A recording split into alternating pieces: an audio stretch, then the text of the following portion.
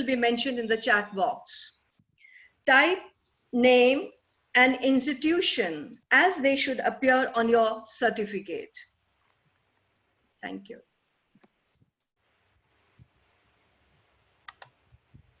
And regarding e-certificates, we would like to announce that the e-certificates will be made to all the participants within 15 days. And we request all the participants to be patient. The moment speakers start presenting, let's not focus on the attendance work. We are going to resume the attendance work after the speakers complete their presentations. Yes, we will keep it on for 10 minutes, I think, after this webinar is over. So if there are any queries, then the audience is welcome to make the queries then. And Shilpa, would you also please tell people about the questions and how they're supposed to be doing that? Yeah. As Dr. Poonam Kanwal has announced, the question answer session will be after all the panelists present their views. So participants are requested to type in their questions along with the speaker to whom they would like to address it to, right? So the question and the speaker. And we would really love to have your name also. Thank you. What you this time?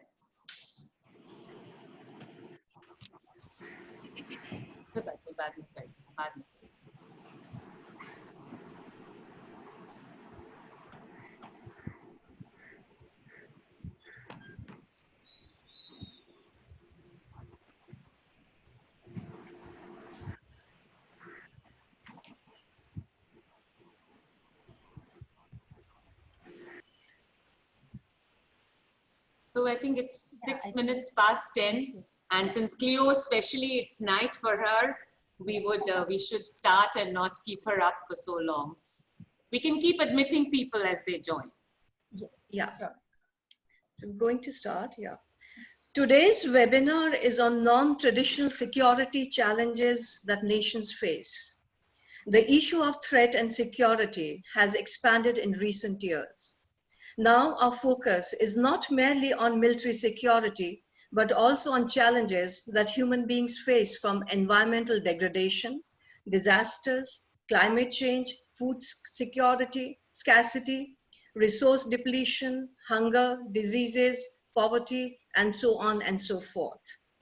These challenges are often referred as non-traditional security challenges. Most of these challenges are interconnected with each other. They're not merely confined to domestic boundaries, but are also transnational and global in nature. The fate of nations and societies is largely linked with each other. We are at crossroads today. It's time to pause, look back, think, and question where we are, what trajectory we have followed so far, and what we need to follow. Good morning, good afternoon, good evening. Internal Quality Assurance Cell and Department of Political Science of Janki Devi Memorial College welcomes Ms. Cleo Pascal, Professor Asangabaya Gunasekera, Dr. Ashutosh Mishra, and Dr. Uttam Kumar Sinha to today's webinar on non-traditional security challenges and world order. We are extremely delighted to have all panelists who are from different corners of the world and have an in-depth understanding of the subject. Thank you for accepting our invite. We also welcome our principal, Dr. Swati Paul, faculty members, and students to today's deliberations. At the outset, I would like to introduce our principal, who has been a decisive force behind all the academic discussions and deliberations that have been taking place during the period of SARS coronavirus 2 infection. Dr. Swati Paul is a Charles Wallace Scholar, John McGrath Theatre Studies Scholar. She's the first Asian to receive the John McGrath Award. She's the author of several books on theatre, creative, and academic writing. She is the Vice President of Indian Association for Commonwealth Literature and Language Studies and an executive member of the Indian Association for the Study of Australia. She has presented a number of papers at both national and international conferences and is a recipient of many awards. I would request Dr. Paul to say a few words and welcome our speakers for today's webinar. Thank you so much, Dr. Kanwal. Good morning, and as Dr. Kanwal said, good afternoon, good evening to people across the world. I'd like to begin with a few lines from one of my favorite poets. They're very oft quoted lines, and they go like this. The old order changeth, yielding place to new, and God fulfills himself in many ways, lest one good custom should corrupt the world. I think these lines are pertinent more than ever today. We seem to be living at a time when the only constant appears to be change, when nature seems to be almost resurrecting itself after years of abuse. That resurrection is both beautiful as well as terrible. For while on the one hand, we have animals and plants that seem to be flourishing, on the other hand, we are witness to nature's fury, be it through cyclones, storms, earthquakes. The crucial question that springs in my mind then is that this is a moment of introspection, and an introspection that has to be sustained on a daily basis. It is not a one-day affair. In the light of this world order that has changed and may continue to do so, we need to be critically aware of the security challenges, both traditional as well as non-traditional, that will define the way we live. It is my privilege then to welcome four well-known experts in the domain of security challenges: Cleo Pascal, Asanga Abhaya Gunasekara, Ashutosh Mishra, and Uttam Kumar Sinha to this webinar on world order and non-traditional security challenges. I'm very grateful to you all for giving us time, especially when you're in vastly different time zones. And I join the audience in looking forward to what is surely going to be an enriching webinar. Welcome to all of you. And a very warm welcome to the audience. I would like to thank the Political Science Department, in particular, Mr. Zubair Ahmed, the teacher in charge, and the IQAC coordinator, Dr. Shilpa Chaudhary, Mr. Surinder Kumar for tech help, and everybody else in the team for bringing together this exciting webinar to us. Welcome, everyone. Thank you, Dr. Paul. Our first speaker for today's webinar is Ms. Cleo Pascal. Ms. Pascal is an associate fellow in both the Asia Pacific Program and the Department of Energy, Environment and Resources at the Royal Institute of International Affairs, London. A non-resident senior fellow for the Indo-Pacific in the Center on Military and Political Power at the Foundation for Defense of Democracies. In 2015, she was awarded a Pierre-Elliott Trudeau Visiting Fellowship to lead a multi-year research project at the University of Montreal to look at the strategic shifts in the Indo-Pacific. She is the author of the famous book, Global Warming: How Environmental, Political and Economic Crises Will Redraw the World Map, for which she won Grantham Prize for excellent reporting on the environment. Pascal specializes on the confluence of the three geos, the geopolitical, geoeconomic, and geophysical, and its implications on the environment, including climate change. She has also been looking at Indo-Pacific security, including Oceania. Ms. Pascal has contributed to, among many others, The Economist, The Telegraph, The World Today, The Independent, Chicago Tribune, Lonely Planet. She has also hosted many BBC TV shows. I request Ms. Pascal to please start the proceedings of today's webinar. Thank you very much. That's a very kind introduction. I'm very excited to be here and learn from this incredible lineup. the only upside, I think, of this pandemic is it's brought academics closer to each other in this sort of a way. And I hope that it continues once we're all freed from our incarceration, so to speak.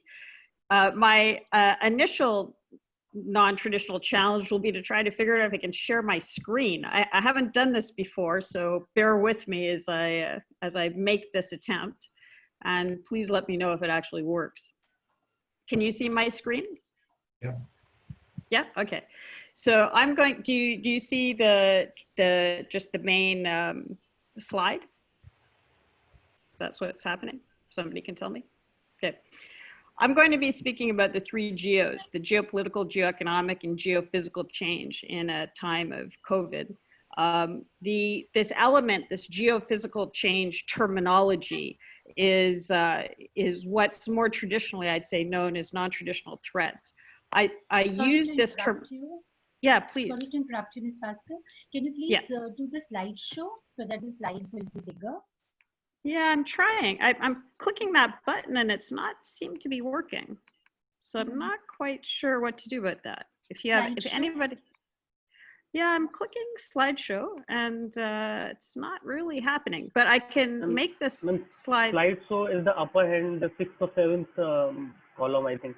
After themes, table, chart, smart, and then slideshow. How's No, this? not. Yeah, you can play this also. Or yeah. No. Yeah, I'm trying that, but the button isn't working. And I tried this button and that button isn't working either. Okay. So I think we should just let Cleo continue. What I'll do is I'll do it this way. How's that? Is that a little bit better at least? That's better. Okay. Okay. Thank you for letting me know. And if you can think of any other thing I can do to be better at this, let me know. This is this is new to me. So the geophysical change component of it, this is a little bit of an intellectual sleight of hand, and this might be something that's useful for the young academics in the audience to know. Is there's a whole terminology that you get if you're in academics, and then there's a whole different terminology that you get if you're in think tanks or policy making, things like that. And the goal is to try to figure out what language is going to get your argument across the most efficiently. And in my case, you know, we were trying to talk, and we've been doing this for about 15 years, about getting people to understand that issues like climate change and environmental change were a security threat. But if you're operating in the US, then the words climate and the words environment can shut down conversations because of various political factors associated with it. So we started using this term geophysical change because it's a term nobody really uses and nobody really knows what it means. So because could sort of invented the term, we could say what it meant and we didn't have to carry the baggage around the discussion around climate or environment. But basically in this context, it means the same thing as non-traditional threats. So here is, for example, you know, here is what it would mean in this context, and I'll try to make my screen as useful to you as possible. So when I use the term geophysical change, it means major things or events that change our physical world.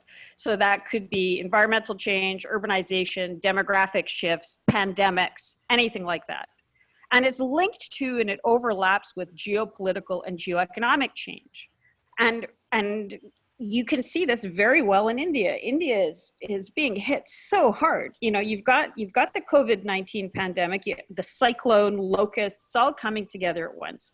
And it's having a very immediate economic effect, which itself is having a political effect. And what's happening in India is happening right now because of COVID all over the world. That initial, whatever you want to call it, geophysical, non-traditional effect of the virus is becoming a geopolitical and a geoeconomic change factor. Countries are politically distracted and economically weakened. And so what we're seeing around the world is, and I look specifically at China, is China already had a whole agenda about what it wanted to accomplish in a certain period of time, and is using this non-traditional destabilization to advance geopolitical and geoeconomic interests. So while countries like the US have pulled back, the US pulled back its aircraft carrier, for example, the Theodore Roosevelt, because of COVID-19 infections. At the same time, China, and these are things that have just happened in the last couple months since the COVID-19 lockdown, rammed and sank a Vietnamese fishing boat, locked its radar fire control mechanism on a Philippine Navy ship, which is basically telling the ship, we can fire and destroy you if we wanted. It harried a Malaysian survey ship in Malaysian waters. Chinese fishing boats moved into Indonesian waters, and Chinese fishing ships, and when you say fishing ships in the context of China, it's always a little bit fuzzy because they seem to be using their fishing boats for geopolitical purposes. So one of these Chinese fishing ships collided, they said, with a Japanese maritime self-defense force destroyer. It looks, from the damage on the Japanese ship, it looks like it was rammed. So while the rest of the world is trying to, especially democracies, trying to keep their population safe and locked in, you're seeing this taking advantage, in this case, of that particular maritime strategic environment. Similarly, China is pushing in all sorts of other areas, like, for example, in Taiwan, they've been doing military exercises that are specifically designed for the invasion of Taiwan. In the last big Congress that they had, the premier dropped the word peaceful from their traditional terminology of peaceful reunification with Taiwan. There's, of course, the security legislation that they passed at that same assembly, which gives Beijing security control over Hong Kong. They launched and this is where the economic component of it comes in. Beijing also launched a state-backed digital currency, which it wants to use to internationalize the renminbi, its own currency, which has very big geostrategic implications because it's an attempt to displace the US dollar as a global reserve currency. It's also using the distress in economies like India to try to gain access to critical pieces of the market, buying strategic assets or investing in high tech, which is one of the reasons why the Indian government put in the FDI regulations to, for whatever reason, Delhi didn't want to single out China, so they basically said any major FDI from countries along the border wouldn't automatically get approval. Now, that's not about Bhutan, obviously. That's about China. And at the same time, when countries kind of push back on China to ask it questions about COVID, like, for example, Australia did, saying, please, can we have an independent inquiry into the origins of this illness so that we can better understand it and better counter it? China pushed back and put huge tariffs on agricultural products coming out of Australia. And I don't even have to mention what's happening on the line of actual control with India. That's a very hot topic, and it does not bode well. So what's happening is that what China is doing is so obvious, and there's so much anger that we're actually starting to see a response. Now, before COVID, before this non-traditional threat, which came out of nowhere, it would have been very difficult it is very difficult to say, maybe China has an unhealthy relationship with the WHO, for example, because you'd be accused of imperialism or this or that or whatever. But now what's happening coming out of Beijing has been so damaging to so many different countries that there has been a response like we have not seen before. And it's a major response. So the US, China has a lot of influence. A lot of China's expansion has been through economic means. And one of the things that happens incredibly is there's billions of dollars worth of investment in the Chinese market from US pension funds. And for the first time, the US blocked tens of billions of dollars worth of investment in Chinese companies, saying, first of all, it was a risk because there's no transparency in the system. And second of all, it's a national security issue because a lot of those companies are the same companies that are producing weaponry that would be used against India and China and various other allies. So that happened about 2 weeks ago. That was the first time that happened. Similarly, Secretary of State Pompeo said that because of the security regulations that Beijing put in place with Hong Kong is now can be considered just another Chinese city. So all of its special economic tariffs and all that sort of stuff can go by the wayside, which again is a potentially very big economic hit. And that's been combined with the UK saying that the British national overseas passport holders in Hong Kong would now have residency and potentially eventual citizenship rights in the UK. That can be up to 3 million people in Hong Kong who have that status. And they would bring with them, I think the idea in the UK is, because they're looking for investment post-Brexit, is they would bring their money with them. So there's a major changes going on. And it was all triggered by what happened with this virus. It all that, this timeline, all of this may have happened over 3, 5, 7 years, depending on who the president would have been in the US, but now it's been condensed. So what that means is there's actually a lot of options for India here.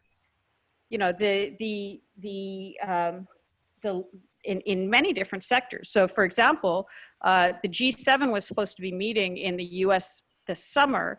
President Trump has now said that what he actually wants is a G7+4 meeting in the fall, which would include India, Russia, Australia, and South Korea. Japan and others are looking to shift their supply chains out of China. Japan has announced a multi-billion-dollar fund to get Japanese companies to move their manufacturing out of China. And they're not saying they have to move back to Japan. They can move to India, but they just need to move out of China because they've realized the vulnerability of the Chinese supply chain. The UK is talking about developing a D10, 10 democratic countries, which again would include India, would be the G7 plus Australia and South Korea, to develop a 5G competitor to Huawei, because the Huawei system is extremely problematic for all of the countries. And India has been stepping up. India, first of all, it provided medicine and PPE to the US at a time when the US needed it, and that will be remembered.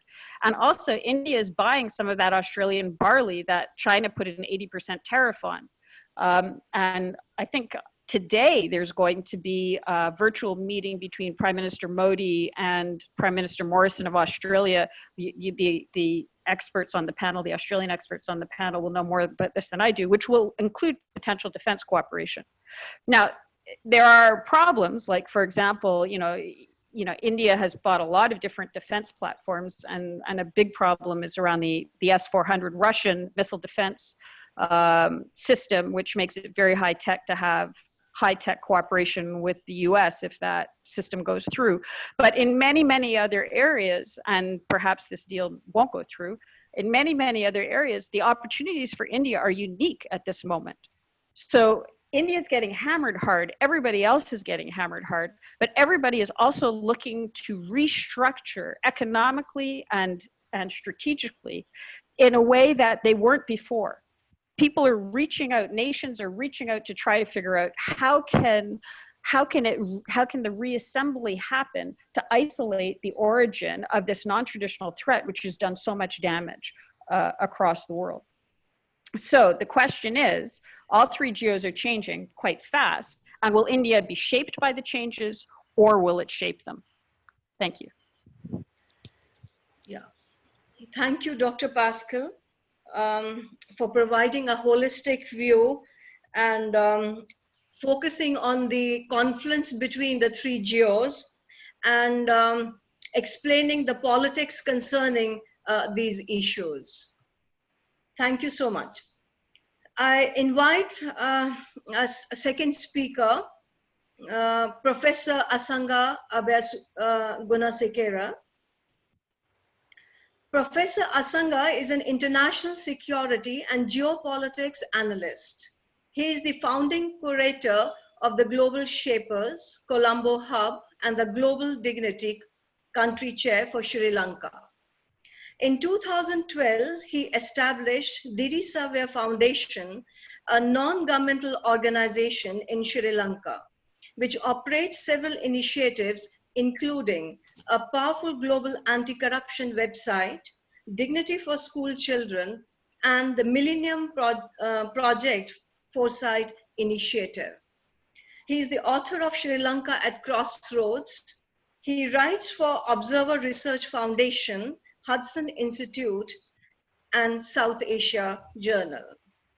Professor Asanga, please take over. Thank you.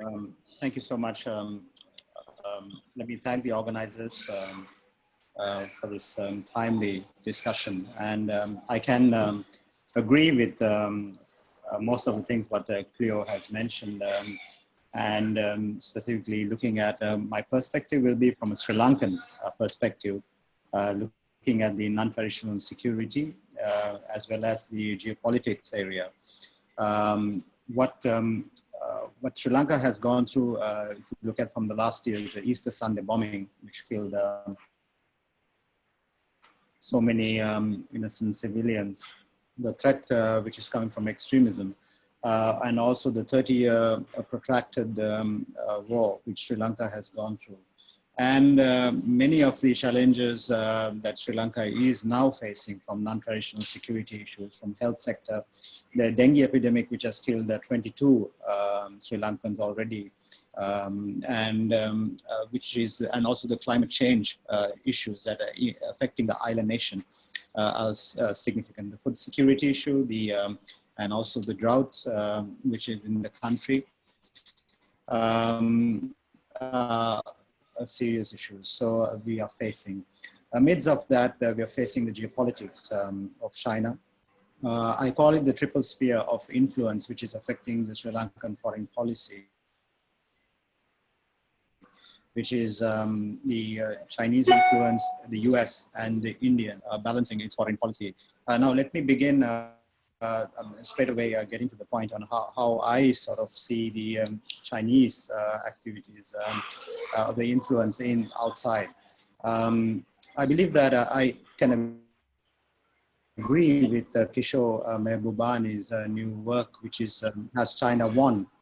In his book, he mentions that China is kind of playing the 2,500 years old the strategy board game, which is Veki, and which is the goal is to slowly and patiently build up assets to tip the balance of the game in one's favor.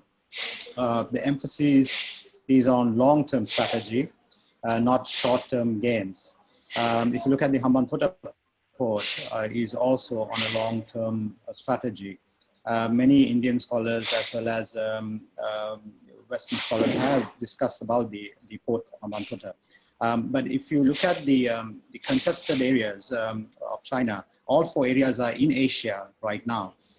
Taiwan, South China Sea, Senkaku, and Korean Peninsula. But the world, if you look at it, we have managed to evade another human carnage, a world war, since 1945 with long peace, as written clearly by John Lewis Gaddis in 1986. So we have actually prevented a third world war, and 75 years is a long peace. Has the balance of the game changed with the rise of China and escalated US-China geopolitical tension, predominantly in Asia? China's rise was, I mean, if you look at it, was discussed clearly at another debate by Professor Mishra as well as Kishore Mehbubani. Both of the ideas, while Mishra says there is a zero-sum game where China is taking up the role of United States, while Kishore, he speaks about a peaceful rise. If you look at the how we, from a Sri Lankan perspective, if you look at it, what we see is that there is a rise of China that is felt clearly in the island. with all the infrastructure development projects and the massive loans that Sri Lanka has taken from China. Recently, even to fight the pandemic, $500 million was given, another soft loan for 10 years from China. So while China carries out its mask diplomacy on pandemic side, it also carries out a very tough position in the global arena, as well as in certain local politics, which is, I would say, a wolf warrior approach, which has been coined as a very aggressive kind of diplomacy. In Hong Kong situation, which is recently, I want to sort of quote Zhu Liang, the spokesperson from the foreign ministry. He said that this is China's internal affairs, and no foreign country has any right to interfere with it. This shows China's strength, showing its capacity and in protecting its sovereignty, basically reorienting into the an area which is surrounding China. The similar way that the United States probably acted back in during the Cold War. So I draw your attention to alliances.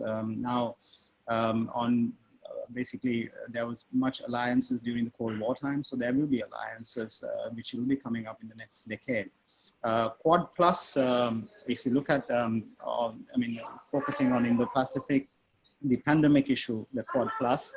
If I quote Menon, Shiv Shankar Menon, in his recent debate, he mentioned that yes, there is a security aspects towards the Quad Plus also.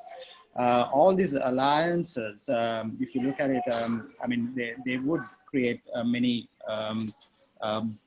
binary choices to countries like Sri Lanka. They choose between Indo-Pacific BRI or choose between China and the US. This is where the danger is, because certain countries like us who doesn't have much muscle in its military as well as in economic power would become very vulnerable in this in making choices. And it shouldn't be like that to make binary choices.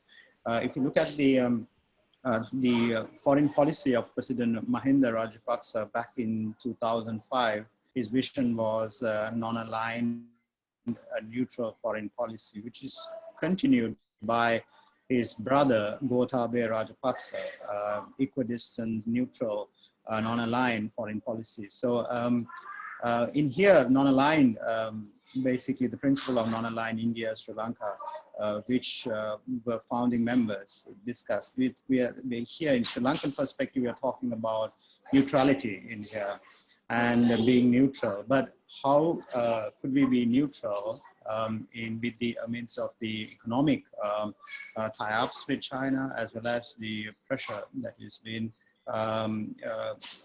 in the international domain, as well as some of the security aspects that are sort of unfolding, especially in an island nation such as the Easter Sunday bombing, has geopolitical context, as the attacks did have some footprints from outside organizations. So while all this geopolitics is happening, how Sri Lanka should balance its how Sri Lanka should balance its foreign policy, its neutral foreign policy, and it will be challenging for Sri Lanka to do that in the near future. I would also like to mention the recent phone calls which has been with our President and Prime Minister Modi has been very positive. With India, there have been leader-to-leader direct communication. For the last 2 weeks, there have been 2 phone calls with the President and the Prime Minister, basically assisting Sri Lanka to fight the COVID-19 pandemic. And this is actually should be the spirit of the region, the India exercising directly its neighborhood first policy.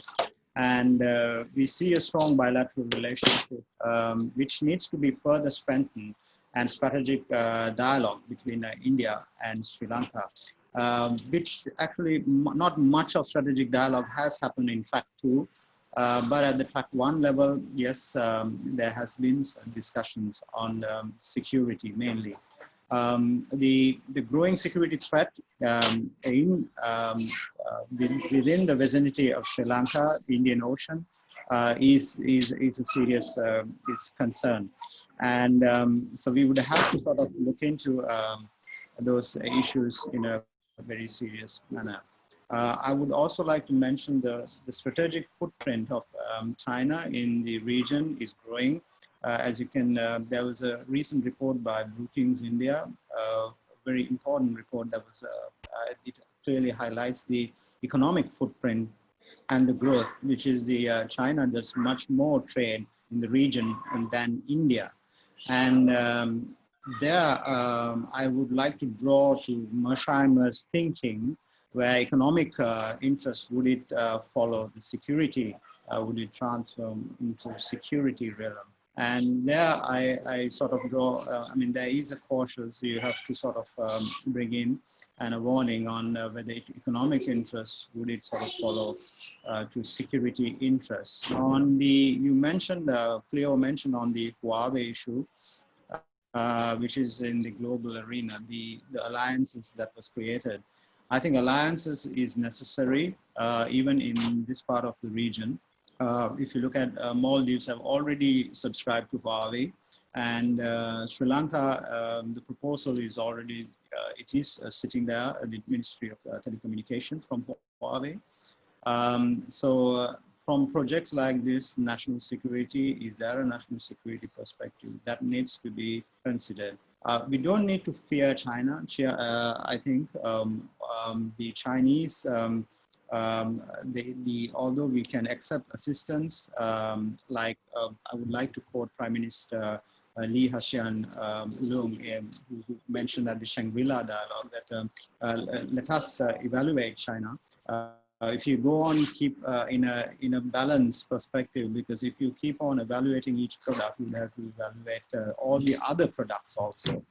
That's what he mentioned. So, so we need a sort of a balanced perspective in the evaluations. So in terms of COVID-19, the pandemic, Sri Lanka has done really well. The military forces, the intelligence on contact tracing. So we have about 11 deaths right now, and a few number of cases compared to South Asia. It's well, I think the leadership given by Gotabaya Rajapaksa and the military, as well as the civil society, has been tremendous in fighting the COVID-19. So I think, and also reaching out to the region, Prime Minister Modi, as well as the reactivating the SARC fund was a significant thing. I think that's really, really important to bring in the regionalism and the multilateralism in this part of the region. Because how I sort of view the pandemic is, I can relate to the work of Professor Ian Goldin. There has been systemic risk in the all the globalization brings us benefit. There has been significant systemic risk that we have not given much attention. And I think the breeding of this systemic risk that it has gone unnoticed, has threatened all of us and all of the region. It's time to sort of work on multilateralism, strengthen regionalism, and work towards, I would say, bringing stability in the region. Thank you so much. Yeah, thank you, Professor Asanga, for explaining the geopolitics of the region. Now I invite Dr. Ashutosh Mishra. Dr. Ashutosh Mishra is a CEO and founding executive director of the Institute for Australia-India Engagement, Brisbane, India Program Coordinator at Griffith Asia Institute since 2017, India Engagement Fellow at the University of Queensland from 2015 to 2016, Research Fellow at Griffith Criminology Institute in 2015. Dr. Ashutosh Mishra is one of Australia's leading Asianists and has published in number of journals, and he's published number of books. His major works include Pakistan's Stability Paradox, Domestic, Regional and International Concerns, India, Pakistan Coming to Terms, and Pakistan Engagement of the Extremes. Dr. Ashutosh Mishra, please take over. Thank you. Thank you very, very much, Ms. Kamal, for your generous introduction. Please allow me to thank Janki Devi Memorial College, especially Dr. Swati Paul, for this kind invitation to me to participate in this fantastic webinar, as we call Zoominar at this side of the world, and be with such fascinating speakers, Cleo and Asanka and Dr. Sinha. So it's a pleasure to be here with you all. May I begin by saying that to the students of Janki Devi Memorial College, that here sitting in Australia, I'm filled with pride to see the accomplishments of each one of you, that your principal, Dr. Swati Paul, who's also like a guardian to you, keeps on putting on the Facebook, especially the NCC.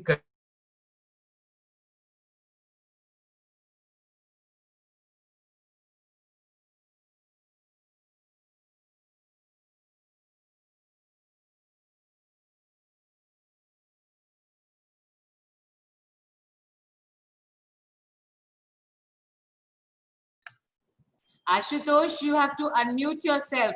You've muted yourself. Please unmute yourself.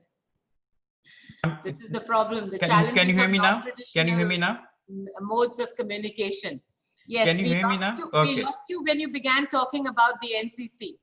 Okay, so I'll pick up the thread from there. So I want to say that I'm very proud of the students of Janki Devi for all the good work that they are doing, and especially the laurels they bring, the NCC cadets to the college. And I've got a very soft corner for NCC, being myself an NCC cadet 30 years ago. So keep up the good work. You've got a fantastic principal in Dr. Swati Paul, a brilliant set of teachers, and you've got a technical team. So do everyone proud. And we are very proud of you in this part of the world, seeing how you all fare there in Delhi. So thank you once again for this invite, Dr. Paul. Today, what I'm thinking of doing is that we are talking about COVID in the context of non-traditional security issues. What I'll do is that provide a bit of a context from this side of the world, how we are looking at it, then connect it with the non-traditional security challenges, then bring it to the modern, the contemporary issues with regard to COVID-19 that we all are facing. Considering what we are seeing around the world, I'll begin by saying is that the world is angry. It's very, very angry. And so much so that you can understand that a middle power like Australia, with the bilateral trade of $238 billion with China, went ahead and said that we want an international inquiry. So you can see that the world is livid. Now countries are talking about how to tackle with what is happening around the world and ensure that such a thing doesn't happen again in the future. Cleo talked about G7 expansion, and she also talked about the D10 democracy. So this is all how the world is coming together to respond. But I would also say here that it is not just COVID specific. And this is where I want to bring a little bit of the Australian context. This is a part of a pushback from liberal democracies that has been happening for many, many years. We have seen around the world, our two speakers had very eloquently touched upon the coercive economic and military policies of Beijing that we have seen around the world. We have seen their interference in internal matters here in Australia. We had seen their growing influence in politics and academia in liberal democracies. In the United States, we have seen in Australia, in UK and in Europe, how they are trying to influence policy making, strategic thinking, So this is what has been concerning for the liberal democracies. I would recommend a book if you can lay your hands on. It's by Clive Hamilton. It's called Silent Invasion. It's such an incisive account of China's what we term as influence operations around the world, how they are trying through money to silence dissent in democracies and woo academics to paint a very positive picture of China. So over the years, what we have seen is that liberal democracies are becoming very wary of how China has been pushing its influence across the globe. And what we are seeing today is an extension of that pushback from the liberal democracies against China's policies in, whether you call it South China Sea or in Australia or in Americas or anywhere else in the world. So today what we are seeing in the wake of the COVID-19 outbreak is a clash of systems and values. The world, the liberal democracies, that the charge they're leading, they want a transparent, accountable, a rule-based order where China's bullish and opaque system is not able to hide information which is detrimental to the health of the rest of the world. So what we are seeing today is the demand for an inquiry in the WHO. And now only WHO yesterday has admitted that yes, China has been withholding information from WHO and which was not shared in a timely fashion. So now you see the skeletons are coming out of the cupboard. And if you now relate it to the non-traditional security challenges, how it relates to it, I will begin by saying that in the classical notion of non-traditional security, experts only talked about the security of the state, which was being threatened by the threat coming from the other states. So they were talking about military threats coming from one state to another state. So that was the classical notion of security. But now what happened was that over the years that we have seen a number of reports that had come. It started with the 1970, the Club of Rome report. I'll touch upon it a little bit later. In the 80s, we had the William Brandt Commission, Olof Palme Commission, which talked about the aspect of non-traditional security. Then 1994, then there was a very incisive report by Mehboob ul Haq, which was the UNDP report, which talked about the concept of human security per se. And then in 2001, India had its first Human Development Report rolled out. So we have seen that over the years how these reports and studies have been trying to bring focus on non-traditional security challenges. And the Mehboob ul Haq report of the 1994 of the UNDP report basically talked about, when we are talking about security, security of whom, security of which values, security of by what means, security from what threats. So these are some of the questions that these reports were asking.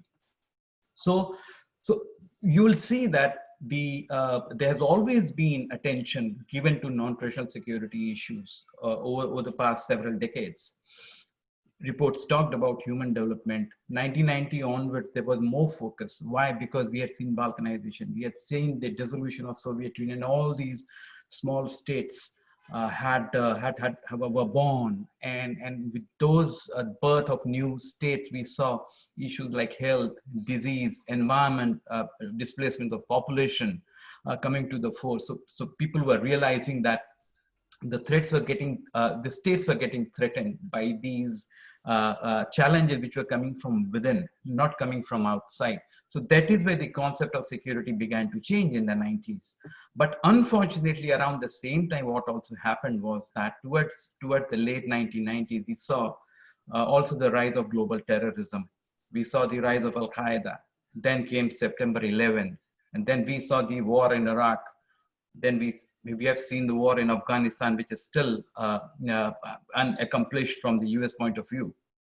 We saw the rise of Taliban. Then came the ISIS phenomenon. Then we saw the use of drones being used to target these cadres around the world. So we saw the rise of terrorism in the 1990s. That took the attention away from the non-traditional security issues a little bit. And in the 2000, if you saw, there were also pandemics like bird flu. We saw there was swine flu. We saw And we had a whole lot of disease. We had the foot and mouth disease in the UK. We had the tsunami. So these were all environmental and pandemics and health-related challenges that the world had seen. But the only issue was with these kind of viruses that were breaking out, that they were quite localized. And we had seen around the world, people were talking about climate change. Now we see the Greta Thunberg phenomena. So we have seen all these things happening over the years while we were also looking at hardcore security issues in the subcontinent and with regards to international terrorism. There were reports after reports coming on climate change. We have seen so many documentaries. We have read so many authoritative academic works on non-traditional security challenges and climate change. But if you ask me, one big thing that these reports and documentaries have been lacking in terms of making the point was on the issue of direct, swift, and fatal impact. How these things can directly and so fatally and so quickly impact everyone around the world. That thing happened with COVID-19. How within no time, COVID-19 has changed how we look at security. That is why it was labeled as pandemic. It was rapid, it is life-threatening, and it does not discriminate. Something that you cannot save yourself with only money. This is what COVID-19 changed in terms of how we look at security.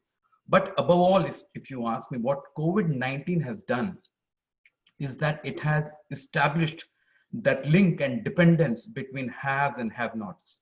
What we are witnessing in India today, in terms of the massive migration challenge that we have seen of large mass of humanity moving from one city to another, everybody is concerned about it because their movement imperils other lives. It also spreads the infection of viruses, but you cannot ignore their challenges. You cannot ignore their problem that they are being unable to fend for themselves. So here you see what COVID-19 has done, which hasn't been happening before at the global level, was creating that link between haves and the have-nots. And this is where I want to take your attention back to my presentation in the beginning. That here I think way back in the 1970s, the report, the Club of Rome report, had referred to the uncontrolled urbanization, urban spread. It had talked about the unemployment insecurity. It had talked about alienation of youth. It had talked about economic displacements. So we had seen these kinds of things being talked in the 1970s itself. But today what COVID-19 has done is something that theories and policy paradigm or publicity campaign have been unable to do, is that it has given to even a common person, a layman, so to say, an applied and live model of the linkage between security, development, sustainability, livelihood, human coexistence. So COVID has been that guru, if you say, for the world community to understand that link between all these elements. So this was something which has been missing in the past in most of the things that we have read. We understood, but we always said that it's not my problem. But that has changed completely in the wake of COVID-19 outbreak. And that is why I believe that what India has done, despite having such a huge challenge inside its borders of dealing with the safeguarding and security of 1.3 billion people and also dealing with the economic impact, is taking that Vasudhaiv Kutumbakam based global response. India did not shut its eyes to the need of the world at a time when the westernized developed world with all its capabilities, its medical advancements and economic prowess, it was looking inwards. India chose to look outwards. It started from regional and went global. It sent its pharmaceutical help and hydroxychloroquine, and a whole lot of PPEs were sent around the world. Brazilian president compared it to Lord Hanuman bringing in the Sanjeevani. So this is what India had done. And so I think that was really, really remarkable. So I will end by saying that when some of us who have been students of history when we are looking into India's civilizational evolution, we talked about during the Indus Valley civilization how this part of the world people were nature worshippers. Many of us in the modern times have been quite skeptical of worshipping rivers, worshipping trees and mountains, things like that. But I think now COVID-19 has shown that we need to give that reverence to our environment and give them the same kind of reverence and respect that during the Indus Valley civilization people used to give. Respect the environment and you'll be safe. Thank you. Thank you, Dr. Mishra, so much. You have given really a very lucid presentation, an overview of the non-traditional challenges in such a beautiful manner. Thank you so much. I move on to next speaker, Dr. Uttam Kumar Sinha. Dr. Sinha is a senior fellow at Nehru Memorial Museum and Library, fellow at Institute for Defense Studies and Analysis. He is a managing editor of the journal Strategic Analysis. He holds an adjunct faculty position at the Malviya Center for Peace Research, BHU. He is a distinguished fellow at the Institute for National Security Studies, Sri Lanka. His areas of research include transboundary water issues, climate change, and the Arctic region. He has written extensively. His works include Riverine Neighborhood, Hydropolitics in South Asia. Edited volumes include The Modi Doctrine, New Paradigms in India's Foreign Policy, Non-Traditional Security Challenges in Asia, Approaches and Responses, Arctic, Commerce, Governance and Policy, and Emerging Strategic Trends in Asia. Over to you, Dr. Sinha. Thank you very much. Thank you for this introduction, Dr. Kanwal. Thank you, Jubair, for inviting me to virtually participate in this seminar, web seminar, on a topic which is of great interest, a topic which will greatly define our future.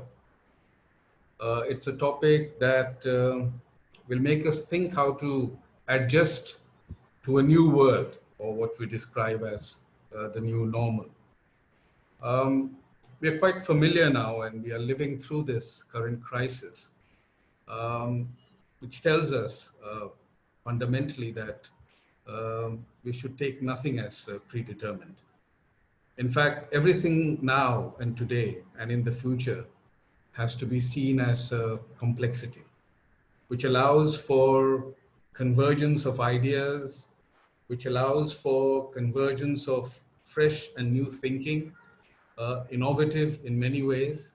And it also allows for a greater degree of contingency planning. I think that's a future which we are going to increasingly see, a future that will be largely determined by preventive and precautionary approaches to many of the issues that we have to combat. Two quick points before I come to the heart of the matter and on non-traditional security issues, is that we are living in a world which we describe today as the Anthropocene.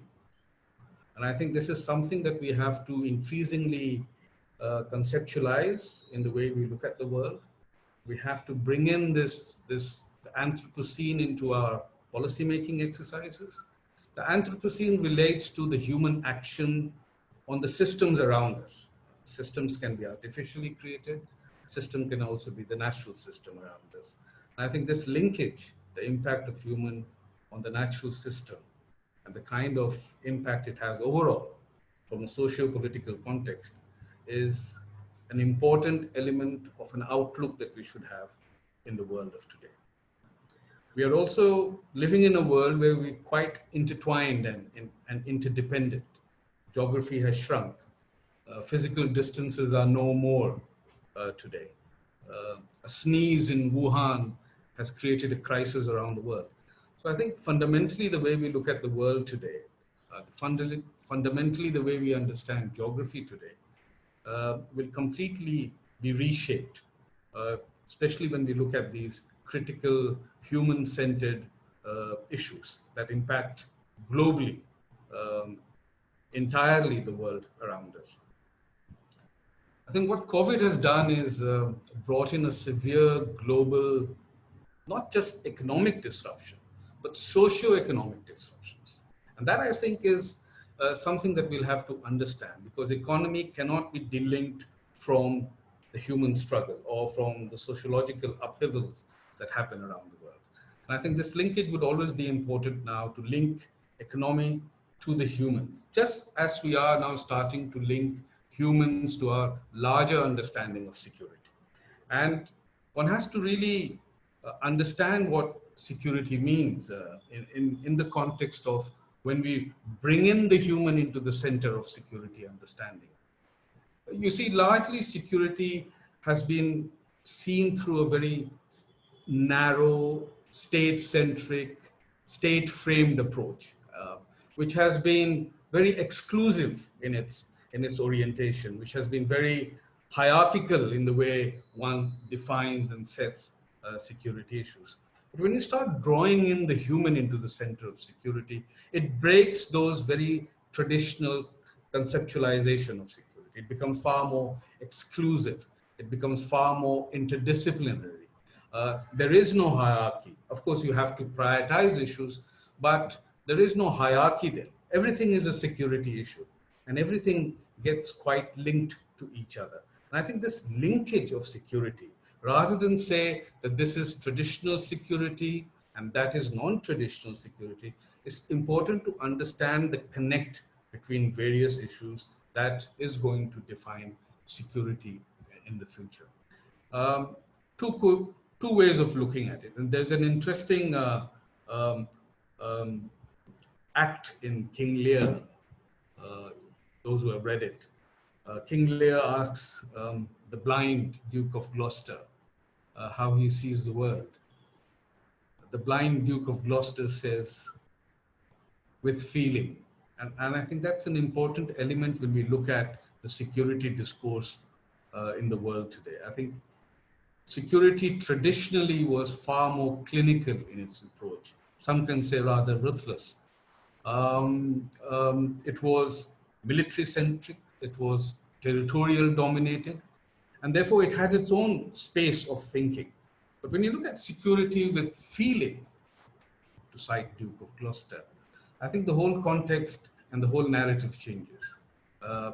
Then becomes a human-oriented security framework. And this is not really new. If you look at 1945, 75 years ago, and this year we're going to celebrate 75 years of the United Nations, and it's important to reflect the debate that went on into shaping.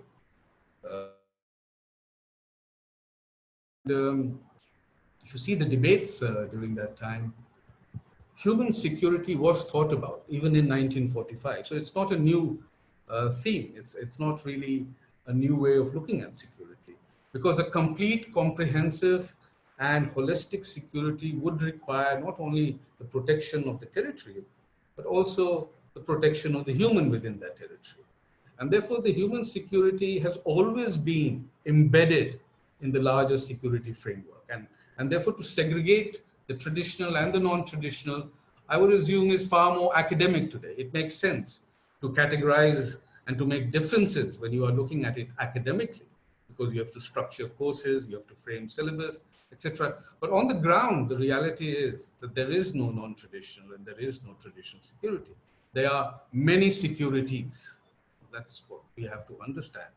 And if you look at the debate, as I was saying, in 1945, it talked about freedom from fear, which was a very important element of establishing the United Nations as an institution, and freedom from want. And I think if you combine these two, you can then have what is called enduring peace. If you have freedom from fear and freedom from want, you can have enduring peace. And I think we are today at a time when we have to carefully focus on these two pillars of security: freedom from fear, freedom from want, if you want to have a lasting and enduring peace. Very quickly, to the region where we reside, where we live, South Asia. it's an interesting region in many sense. It's a region where we are increasingly dependent, and we haven't really paid much attention to it, on the geophysical that Cleo described. I think we're dependent on the monsoon, we're dependent on the glacier melt of the Himalayas, we're dependent on the oceans around us, the peninsula India. I think no other country than India can really and truly understand the vulnerability and the risks that are clearly associated with the geophysical around us. And that needs greater attention, a greater policy of protection, because these areas, these geophysical areas, are also areas of great economic activities. These are areas of great residence of people. We have the greatest, the largest density around, for example, the Ganga Basin in the world. So I think there is need, therefore, when we talk about non-traditional security issues, is to refocus and reprioritize what is significant for us in the context of this very fast changing and unpredictable world. I have brought in a few way forward thinking, which I will just put forward for you all to reflect upon. What we really need to do in the coming times in terms of South Asia. I think we, at this moment, will have to build a new momentum for regional cooperation. Of course, we often talked about regional cooperation in South Asia, but I think given the time in which we are, given the kind of uncertainties that are going to unfold in the future, a new, robust regional cooperation has to be reconsidered. We have to take the past into consideration, but we have to also think differently, think innovatively, think with a new mindset and a new outlook. Of course, that regional cooperation would require enhanced regional trade.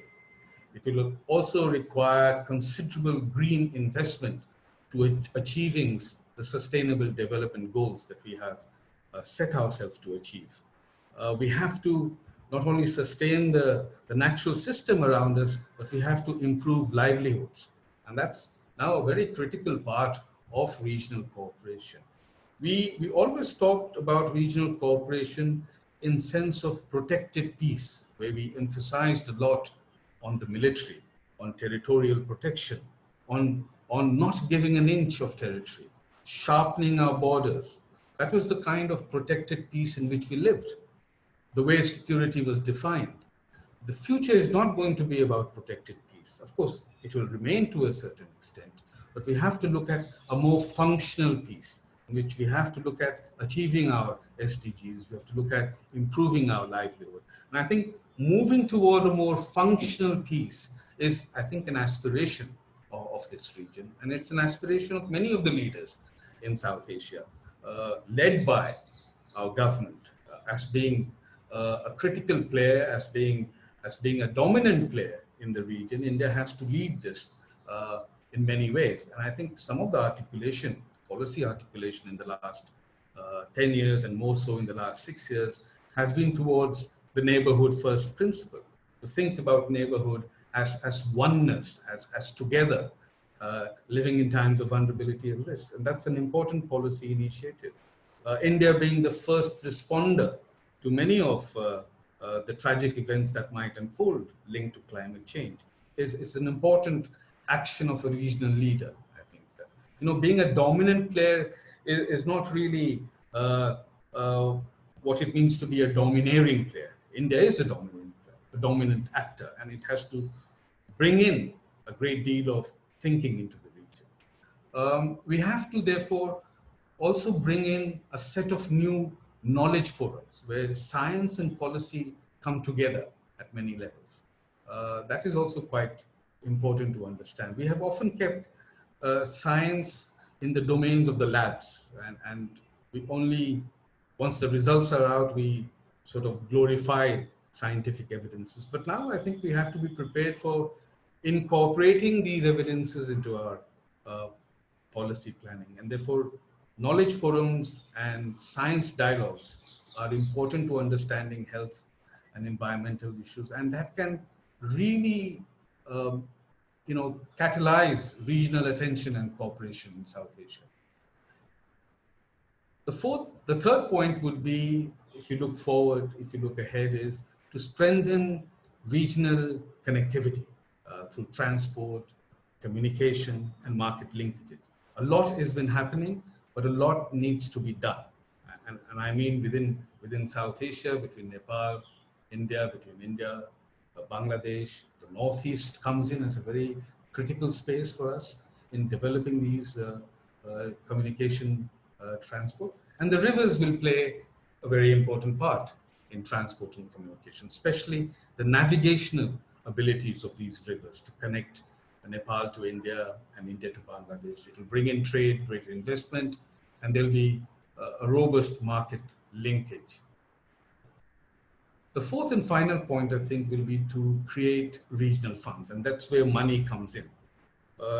Crisis, the unfortunate part of crisis is that we have to start thinking in terms of money. How do you deal with it? And that's why crises are not really easy, because it has a huge economic impact. And we are seeing this around the globe, that the kind of money required to deal with the crisis is phenomenal. We'll be seeing a period of negative economic growth, never witnessed in the last 40 years. And South Asian countries will have to live through this. So I think in the future, once we cope up with these crises, we'll have to think in terms of creating regional funds and a regional financial landscape to promote investments. Not in a sort of lopsided manner, but promoting investment in sustainable and resilient development. We'll have to think like that. In sustainable and resilient development. What are those areas that require this kind of attention and the kind of investment? Those areas that are sustainable. It could be in the energy sector. It could be in the water sector. We have to make our investment resilient to the kind of impact climate change will have in the future. So we've lived with the sustainable development concept of the 90s, which is very much part of a non-traditional security understanding. But now in the future, we have to live with the more resilient ways of dealing with many of the challenges that come about. So with that, I sort of end my brief presentation on the situation, on how we need to respond in the future. Thank you very much.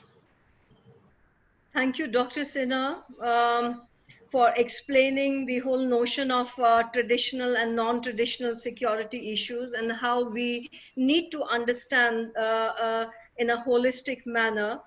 And I agree with you that these are the issues that are going to define future of humanity. And I also agree that we need to synthesize our knowledge. We need to come together, people from different areas of research for policy making. Thank you so much. Now the floor is open for questions and answers. I'll take some questions. This is for Cleo, Ms. Cleo. Could you please be specific about the nature of shifts in global geopolitics and geoeconomics in post-COVID-19 global order? Do you think post-COVID-19 pandemic global order will be to isolate China, keeping it beyond its gambit? This is for Ms. Cleo Pascal. Yeah, so that's the big question. We're at an inflection point where I don't think we've seen anything like this in a long time. There've been comparisons made to the financial collapse, to the end of the Cold War, to the setting up of the whole Western economic structures after with the Atlantic Charter in World War II. But I don't think there's. I mean, take a look at what's happening to the economies globally. India lost 110 million jobs, in April. Not a single car was bought in India in April. Like the degree of economic carnage around the world. What happened in India is similar to what's happening everywhere. I mean, I think part of part of what's happening here in the US. I'm in Miami at the moment, and we went from lockdown to curfew, like the city is. You know, we had riots not that far from here. And George Floyd, the man who was killed by the police, you know, he had a job before COVID-19, and then he lost his job, like millions and millions and millions and millions and millions of others Americans, and you know, he passed a $20 counterfeit note, and then it's happened. So we haven't seen anything like this before. I don't think so, and especially at a time when you have a country like China that has been so focused on economic levers of domination and control. So at the same time that, you know, all of this is happening to everybody else's economies, they've launched a digital currency. You know, they're looking at pension fund investments in their markets. Their understanding of global financial markets and their parasitic and very successful manipulation of the markets is you have to admire the Chinese Communist Party. They figured us out, and they figured out how to take advantage of it very successfully. So that question is the question. You know, the timeline, I think, has been condensed and intensified. Everything that China's doing, for example, on the line of actual control, I think it's been wanting to do for a long time. You know, it wanted to take out DBO. It wants to take out that air base because it overlooks the highway, the China-Pakistan Economic Corridor highway. So of course it wants to take it out, but it seems to think now is the opportunity to do it. And what's happening with Nepal and what's happening everywhere. So it's all getting condensed. So the question is, which way will it go now? You know, the US there have been several articles in the American press by very good military experts saying openly that the US cannot beat China in a direct confrontation in the Pacific now. The degree of military prowess by China is extraordinary, specifically in the Pacific. So it is a time for allies. And the question is, you know, will India continue kind of to try to hedge, which is what most countries are trying to do. Most countries have been trying to balance, trying to figure out, you know, as was mentioned with Sri Lanka, completely understandandly. But are we getting to a situation where we can't hedge anymore? In which case, which way will it go? So I certainly can't answer that question because it's moving so fast. But I think that it's a situation where India is incredibly important globally. So the decisions that are being made in India have ramifications and repercussions. You know, they can cascade throughout history, especially throughout the next decade, to see which way things are going to go. So that is the key question for me, anyway, based on the things that I look at. And I'm very glad that you're having this discussion, because in many cases, what's going to happen globally will be actually decided, I think, in large part in India. A brief answer, Ms. Pascal, for this.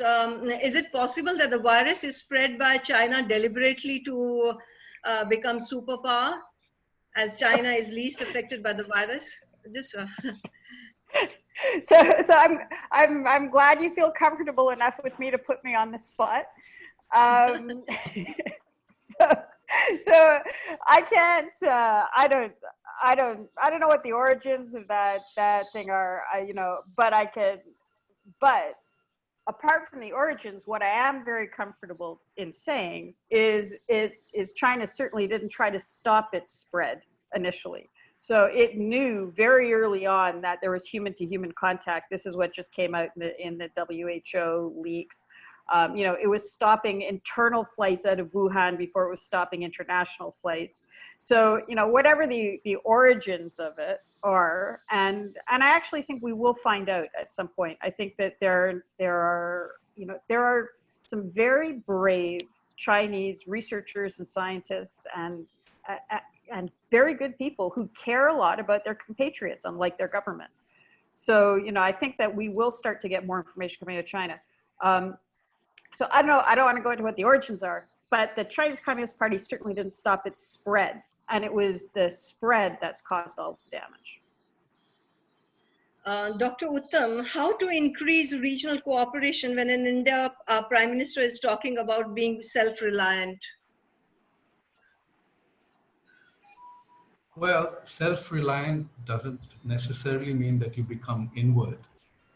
Self-reliant also means that while you strengthen yourself domestically through certain policy changes, through certain structural changes, you also engage that much more, especially with the region in which you are living. Often it's been said that India should forget the region in which it exists and think about a larger global power status. But we can't really jump out of this region. We have to live within this region. And I think this whole policy framework in the last couple of years, in fact, in the last decade or so, towards thinking regionally is an important part of India becoming a self-reliant and a self-confident country. It has to come with inner strength and also with regional cooperation. Okay, thank you. Professor Asanga, do you think too much of Sri Lankan government leaning towards Chinese is a good long-term strategy? Professor Asanga? Okay, question. Yeah. I think, well, Sino-Lanka relations, Sri Lanka and Chinese relations date back long time. So it's been, for a long time. So it's the Rajapaksa factor that comes in, which has strengthened the relationship much more, which is the present government as well as the time before. And if you look at the strategic relations developed from 2014 with the arrival of President Xi Jinping to the island, that gives much more strength to this relationship. So it is long term. Yes, we will have. I think so. It's up to the governments that are in power to balance its foreign policy. That's what I mentioned. Having India as well as the US and China's balanced foreign policy, which the government has clearly articulated. And the challenge is sort of achieving this balance. And due to the economic pressures that the island has, so it's really important, and it is long term.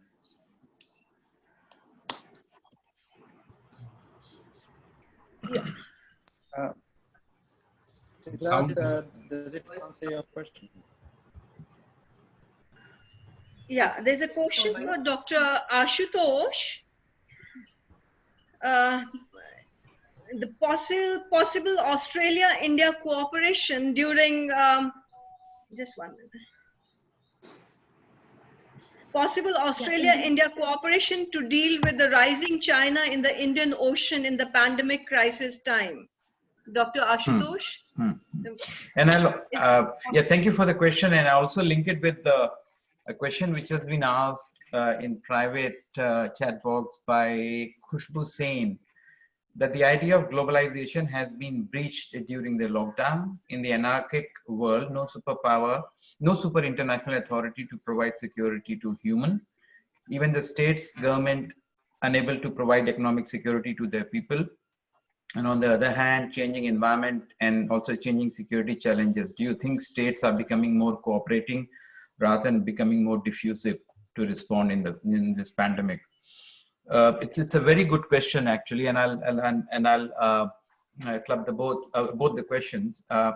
Responding to Miss Sain to her question, as far as cooperation is concerned, speaking in general, I think the human spirit, we have seen time and again, human spirit to unite in the face of adversity has always triumphed when the world has been faced with be it traditional or non-security threat. We have seen whether there has been a military threat, whether there has been an earthquake, whether we have seen tsunamis. We have seen the world has come together, it has cooperated in providing the relief.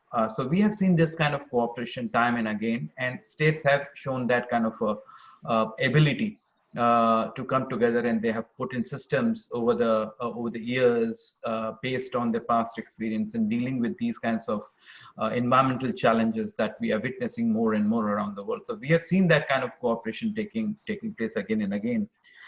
So there's definitely this cooperation we have seen from states and in general coming together to deal with these kinds of challenges. We have seen how India, as I mentioned in my presentation, had taken a very global approach in addressing this pandemic, when they have been sending the PPEs and doctors also to help other states deal with it. But what COVID has done is that it has shown us the fragility of our much touted economic strength. It has shown us the futility of our military strength. So hence now the world is realizing fast that we need to, because this is not the first time we are seeing such a virus, we may see it again. So the world is now realizing that it is important for us all to put together a system which is transparent in its response, which is accountable, and which responds in a very timely manner. Claire was again mentioning how there has been a lapse on part of China in stopping its spread, and the world was not told about many aspects of it which could have helped. So we are now trying to cooperate in a way where we can put in a system together where we address it in a cooperative manner. Coming on to the Australia-India. Yes, I would say today, as you all may have read in the newspaper, today we have that inaugural virtual summit taking place between Australia and India, between Scott Morrison and Narendra Modi. What the two, and I find it quite historic because we are at a historic high. And one reason for that is that over the years, there has been one glitch in Australia and the relationship, and that has always been the China factor. Because of a strong economic dependence that we had seen in Australia on China, and our own sensitivities toward China and Beijing and our own relationship with China, we always had that bearing influence of the China factor. But in the last, I would say 12 months, we have seen that India, based on its experience in Doklam and over the years with China, based on what is happening in Ladakh now, what Australia has witnessed in the form of coercive diplomacy we have seen from Chinese Communist Party, what we have seen in terms of interference in Australia's internal matters, and the impact now that we are seeing to economy. Just today, Australia has gone into recession. So now both countries have sort of overcome their inhibition of the China factor. And that I think is very path-breaking. It's a watershed. And this is, I think, going to be the underlying, I think, driver of the cooperation. There's the scope of cooperation is immense, starting from the Indo-Pacific to health and education, business and trade. Indian students are second largest numbers here in Australia. So the scope is immense. And I think, as I said, that the China factor, which was always looming large on New Delhi and Canberra, is not as much there as it used to be in the past. And I think that is going to drive cooperation, and everything will follow. The rest of the things will follow. Thank you, Dr. Mishra. Dr. Uttam, the idea of security has lost its human dimension with overwhelming focus on increasing power struggle between nation states. Can the recent environmental and human crisis would in any way lead to human-oriented security, resulting in the more enduring functional peace in the post-COVID-19 world? Yes, I would think so. The whole idea is to relook at security from various lenses, not just a state-centric approach, but bring in various actors, a larger stakeholder participation. You see, there's a blurring of the line, so to say, between traditional and non-traditional. We tend to draw this line by suggesting these are some issues that should require greater attention, and there are some issues that probably do not require greater attention. But I think we'll have to, as I said, understand the interconnection between both the traditional and the non-traditional issues. For example, when we look at rivers, and I often cite this as an example, and we often club rivers as being non-traditional because, you know, water is something for the larger people and the population. But if you look at rivers in particular, they are very much territorial and can become a matter of dominance and can become an issue of extreme politics. So to make these differences between traditional and non-traditional is probably not the best way to look at security issues. We should move away from this fashionable separations that we do in security issues. We should try to draw the linkages. What kind of, and we have to do some very serious cost-benefit analysis of all these issues and its impact on national security. We don't do what is called national security auditing. It's time really to reflect on that. The money invested, for example, in military is a very, very difficult domain to say that this is the amount I invested and this is the result I should have had. Because often you are preparing for the worst and therefore you need that kind of investment. But I think overall, we need to do what is called security auditing of issues and see its relevance, see its importance in the current context. We need to therefore then prioritize what are those issues and then move forward. Humans will always remain central in the whole security debate. And this is nothing really new. Since the time security has been debated, you know, since the kings and the leaders of the past have looked at security issues, humans have always been very central to it. It's just that somewhere down the line it got lost. You know, power, dominance, coerciveness became a prominent feature of global power and global politics. But now we are, especially in the post-Cold War period, and now we can say a post-COVID period, we will see greater and greater degree of attention on certain issues that we had forgotten, and we had forgotten to calculate into our larger security dimensions. I think thank you, Dr. Kanwar. Yeah, there's one question. Yes, Shilpa, Yeah, please. yeah, there's one more question to both Ms. Pascal and Dr. Asanga. We had a America-led world order for the better part of the last century. We see a thrust from China for changing that and to lead the order. So the question is China-led world order offering a dystopian future? This is for Ms. Pascal and Dr. Asanga. Dr. Asanga, do you want to go first? Yeah, is China-led world order offering a dystopian future? He needs to unmute. I think I'll follow you, Cleo. So I think we should go give it a shot. And well, first of all, I'd like to thank the questions. I've been getting a lot of private questions also, and they've been excellent. So and this is what's required if we're going to avoid a dystopian future. You know, people talking to each other in an open way that you can't do in China. So I think that this is why, and I don't want to put too much pressure on India, but this is why India is important, right? We don't want this unipolar direction anymore. You know, it's created its own sets of problems. And as Dr. Sinha said, you know, self-reliance can lead to a regional stability. If you're self-reliant, you don't need China.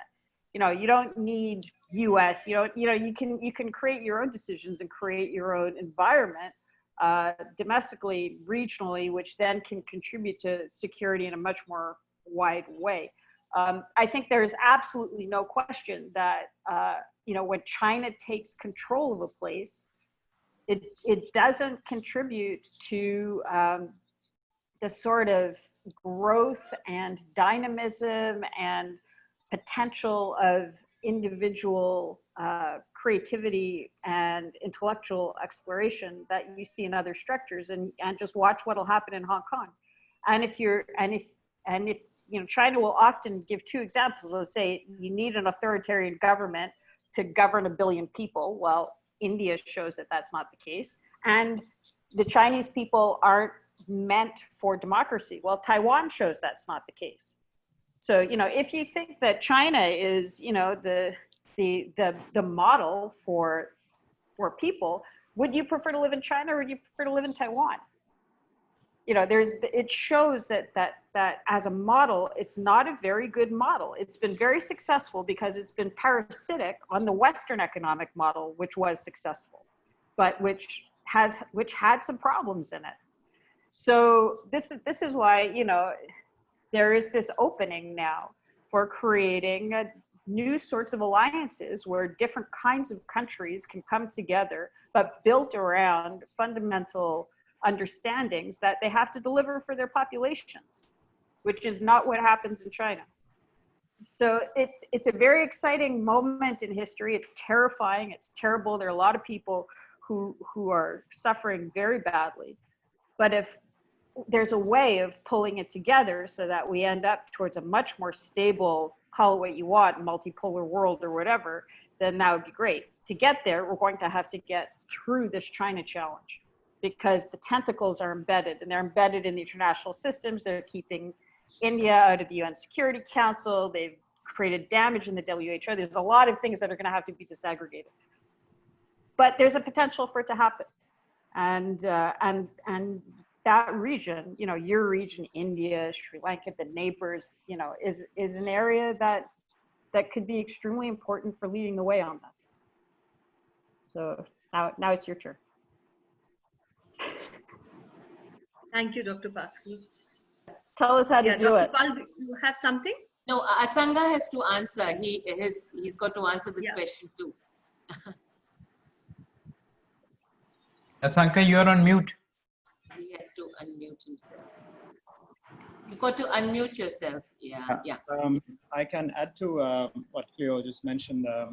I think what we need to sort of secure is the liberal order that we've been enjoying. That's why I mentioned for the last 75 years, we've evaded wars. Wars in a way, world wars. So we have evaded as a humankind for the last 75 years. The semi-autocratic the models that are creeping in to our political systems. That's something that we'd have to sort of worry. This is due to a rise of populist sentiments in national politics. It's actually visible even in the United States right now with the racial tensions that's going on. It's visible in our region, the populist sentiments. It is visible in ultranationalist, populist political sentiments. So these are, I would say, it has serious, significant security threats for global instability. If the China's role in the new world order, if China needs to take up the first view of Professor Mersheimer's, which I mentioned, taking the liberal order of the United States, taking the US role, basically. If that is the case, then China would have to adhere to much more, I would say, global multilateral institutions, strengthening regional trade, as well as, adhering to the global values much more than right now. If it's a peaceful rise of China, which of Professor Kishore's book, which I mentioned, yes, then if it is, I think the regional countries would support, even India would support, if it is a peaceful rise, but it has to be transparent. It would have to work with nations without threatening national securities or regional securities, much more transparent. China, we would expect. And I think I would like to add this point to what Dr. Uttam mentioned on the new momentum he mentioned. That's a very important point. finding in a times of challenge, finding a new momentum in the regionalism, which we don't talk much in this region. As we know, South Asia is one of the least integrated regions in this. What he mentioned, I think I want to add trust into it. We have a serious trust deficiency. If you look at it, the trust deficit among the South Asian nations. So it's something that we need to work towards, building trust among South Asian nations for this new momentum which you mentioned. And you mentioned also about security audit. Very clearly that's something that we don't sort of do. Because if the money that was spent on the on military expenditure, actually 1/3 of it on the health sector, we would have not have so much of deaths, and we would have had a much better outcome.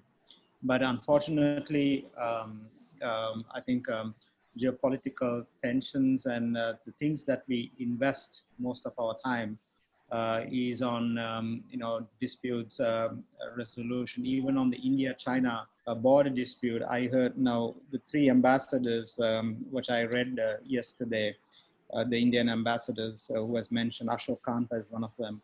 He has said that there is a factor, which is the India-US relations, is a factor for China to take aggressive action in the border. Now, these sort of sentiments are very disturbing, and what we should work is more collectively. I think the neighborhood first policy that I mentioned earlier, as well as Dr. Uttam mentioned, so we need to work collectively.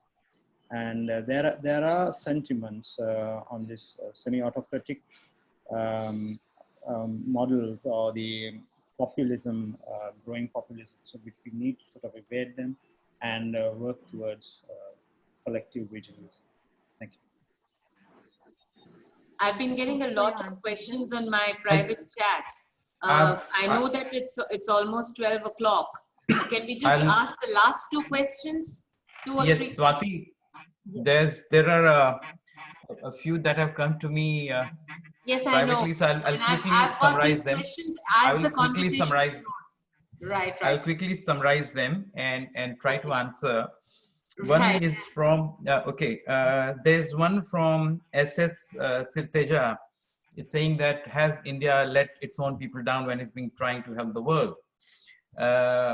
My short answer is that, look, we have the benefit of hindsight in saying that, because when in February, March, when the pandemic was unfolding, we didn't know how it is going to impact, how fast it's going to spread.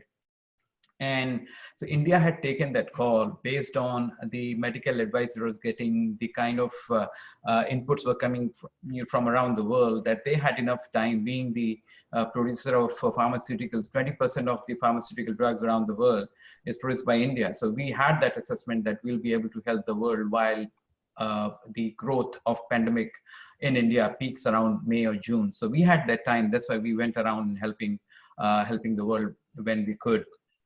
And related to that is also, I must emphasize, and I keep emphasizing that thing here in Australia, that we should not forget the numbers with which India is dealing today.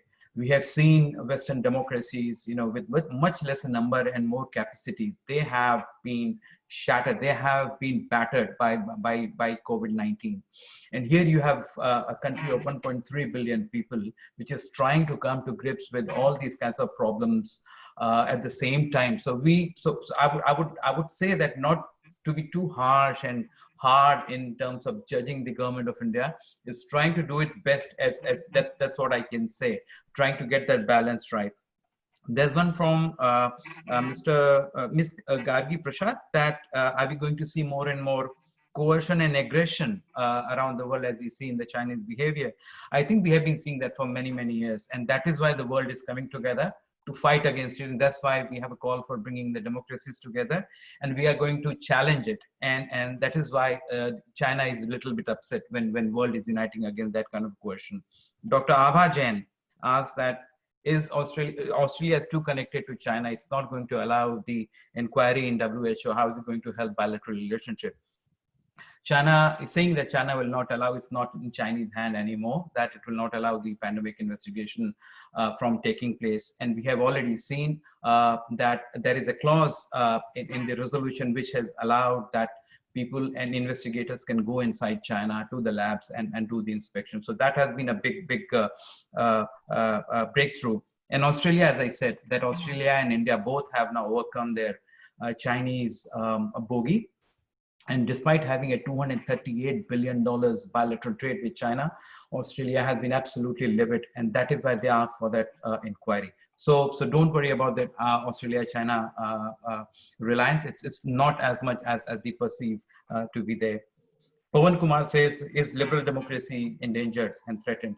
I don't think so. It's only getting more strong as the world is coming together. And last, Harish Sharma is saying that is what China doing on the border going to divert attention and work against us? My short answer is yes. Okay, thanks so much, Ashutosh. As I said, there were a lot of questions that came to me privately, but it is 11:53. We're almost 2 hours. I will just read out the questions. You know, feel free to answer them. I think anybody could answer them. The question, there was one question, I think it's from a student, who says, with countries, they're rising insecurities and challenges, will the role of transnational bodies like the UN, the WHO, cease to exist, and how exactly will regional cooperation foster enduring ideas of equality, social justice, etc., when the demographic and geophysical profiles of countries may internally vary? There was another question from a colleague at JDMC who asked, do you, since we are talking about the changing notion of state-centric security to human-centric one, don't you think that this also requires us to shift traditional state territory-centric notion of citizenship to something such as cosmopolitan citizenship? That's a very interesting concept. So how do you unravel this link between non-traditional security and citizenship? And one final question, which is from Shilpa, and I must ask it. She says that, do you see harmonious growth or sustainable development in the near future in India? Example, migrants going back to villages may lead to either of the two outcomes: more stress on rural facilities that are already limited, or opportunity to strengthen rural infrastructure. Most of these questions were for you, Dr. Uttam Sinha, but anybody could answer them. Yeah, so please go ahead. Dr. Sinha. Oh, you want me to answer? Either Ashutosh or Uttam. All these questions are very deep and profound, and would require, you know, many years to. Another Zoominar. But so to sum up these questions that have come up, is to say first and foremost is yes, humans, people will have to be put into the center of attention. There's no denying that fact. But when has that not really happened? If you see government, if you see policies, it's always been directed towards social welfare measures. You know, today we try to distinguish or club security issues as being human-centric or non-human-centric.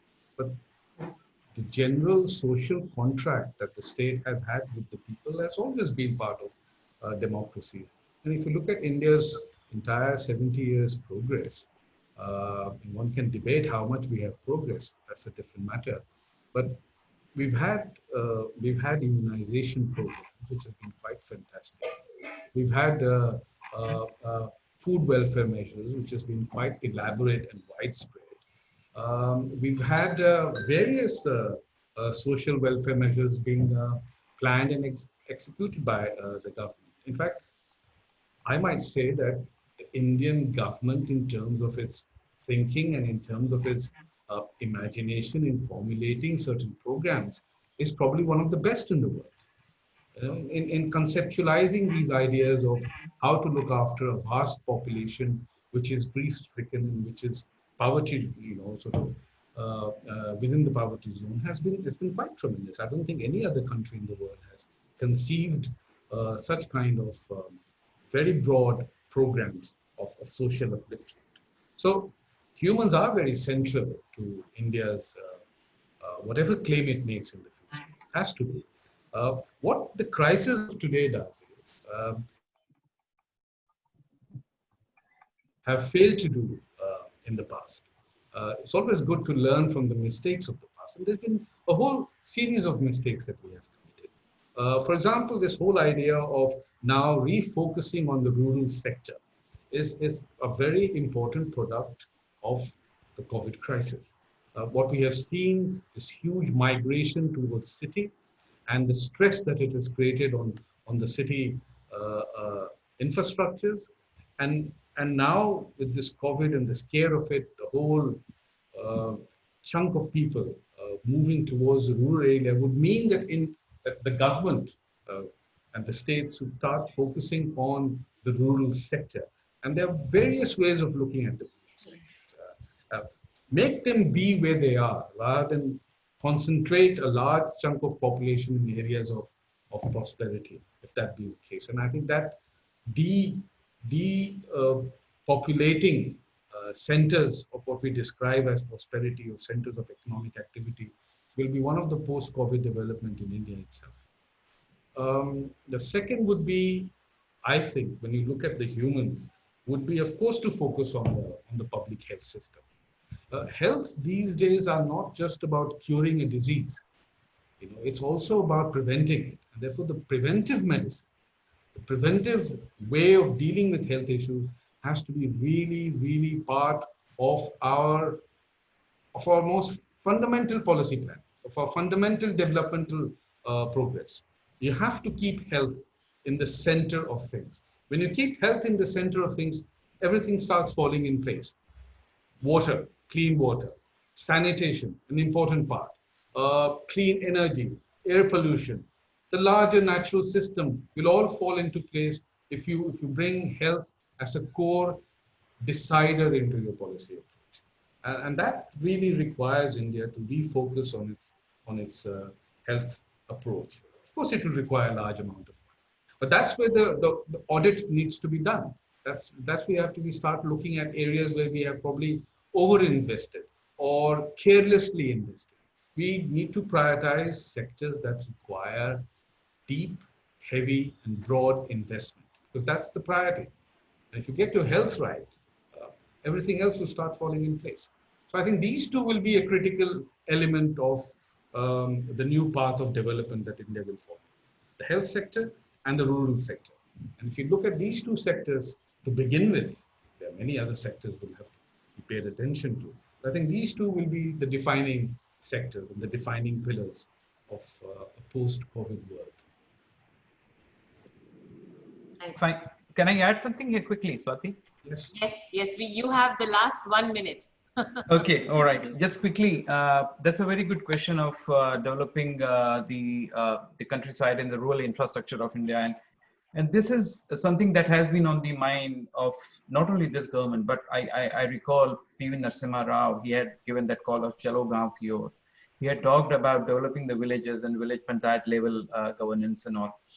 Unfortunately, he had that model, but that model could not be effectively implemented in terms of developing villages and semi-urban areas. And what we have seen under the current government, as far as my views are concerned, is that I was a little bit disappointed in seeing when the Prime Minister from the ramparts of Red Fort in 2014 August talked about bringing about toilets and bringing about clean water and sanitation, and these were some very basic things that he talked about, and many had ridiculed him in that he was talking about. But I think these things go to the heart of quality of life in India, and that these are the things which drive people away from villages into the big cities. Big cities are not designed to taking so much of influx of people from the countryside. We have seen in Delhi, we have seen in Mumbai, Calcutta, we have seen in where I come from, which is Varanasi, we have people coming from the rural side, and Varanasi and other cities not being able to cope with it. Here, I'm sorry to say that I have to give the devil its due. What China has done is that they have developed, how they have tried to tackle poverty, that they have developed their far-flung remote areas, their villages, so to say, by bringing a model of development where everything that area generates goes back into the same area and invested back in there. this is the kind of model you need to bring in, where a village or a state brings about these kinds of development and the revenue that is generated over there is invested back in there. You have to hold people back where they belong. If you don't, then they'll move to the big cities. And to hold people back, then it's giving them the basic amenities, giving them the opportunities for employment and earning the livelihood. And that is I think the big challenge. And last, in 2 seconds, I've got a message from Devabhuti Brahmachari, Miss Devabhuti Brahmachari, who's in charge of NCC unit. I'm very happy that you are happy that I had so much of good words for NCC. NCC cadets rock. So I'm very proud of you all. That's really ending on a rocking note. Thank you.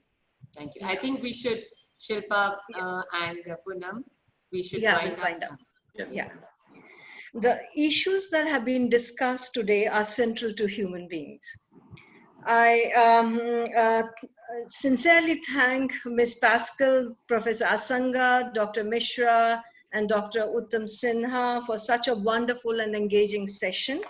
Thank you so much. Now I'll just hand over to Dr. Shilpa Chaudhary for a formal vote of thanks. Shilpa, thank you to you also. You have been such great help for helping us and organizing this event. And thank you very much, Dr. Paul, for being such a support, big support. Over to you, over to Dr. Shilpa Chaudhary. Thank you, Dr. Poonam. First and foremost, I would like to extend my sincerest thanks to all our esteemed panelists, Ms. Pascal, Professor Asanga, Professor Ashutosh Mishra, and Dr. Uttam Kumar Sinha. Thank you, sirs and ma'am, for accepting our invite, sparing some of your precious time. It was truly our privilege and